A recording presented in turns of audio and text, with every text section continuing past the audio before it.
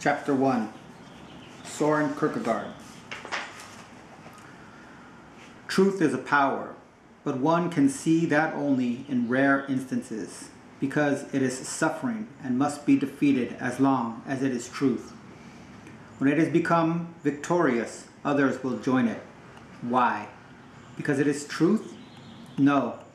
If it had been for that reason, they would have joined it also when it was suffering.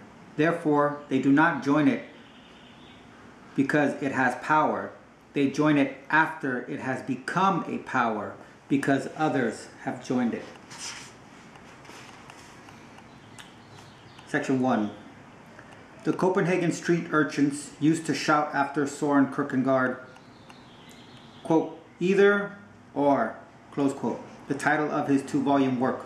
Copenhagen's satirical paper, the Concierge, printed not only the most merciless articles against him, but also published a series of cartoons depicting him successively as a magisterial hunchback, a thin-legged stargazer, a clumsy horseman riding Pegasus, a shadow in the center of a chaotic universe, a rooster with a top hat surrounded by cackling chickens also wearing top hats, and each time vitriolic satire accompanied these cartoons. Copenhagen, the little Paris of the North, relished both the stories and the pictures. Kierkegaard's thin legs and crumpled pants had become proverbial, and there was nobody who opposed this cruel, quote, negative conspiracy, close quote, as Kierkegaard called the campaign against himself. Goldschmidt, the clever editor of the Concierge, had refused any apologies or retractions. Yet, only 6 days after Kierkegaard's death, in 1855, when Goldschmidt was no longer connected with the Concierge, he wrote that Kierkegaard was one of, quote, the greatest minds Denmark had ever produced, close quote. These attacks were in part the reaction of a self-sustained and uniformed middle class to the presence of a genius of Kierkegaard's proportions. The citizens of Copenhagen were incapable of imagining that such an extraordinary man could ever rise from the quiet and perfectly proper atmosphere of their town.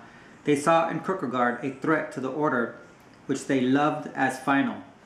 Hans Christian Andersen described this way of life very characteristically in one of his stories when he said, quote, there was brilliant sunshine, and all the church bells called the people together. They were dressed up, and with their prayer books under their arms, they went to church to listen to the minister, close quote. There was enough gossip current to feed the imagination of these dutiful churchgoers. Vehement church controversies were going on. Rumors had it that Kierkegaard had to finance his own publications. And last but not least, there was also the tragic love affair that had ended in a broken engagement. There could be no doubt that this strange character, Soren Kierkegaard, was beyond the pale. The fate of the unrecognized genius was his to the bitter end. Shortly before he died, he wrote prophetically, and with very good reason, quote, one thing I have come to know thoroughly, the abysmal lack of character in man, and how sad it is. There was yet some truth in me, and after my death, they will all praise me in such a manner that the young people will believe I had been respected and revered in life. This too is part of the metamorphosis that truth suffers in reality. The same contemporaries who have acted despicably will use the moment after death to say the contrary of yesterday, and thus everything will be confused. Close quote. End of chapter 1.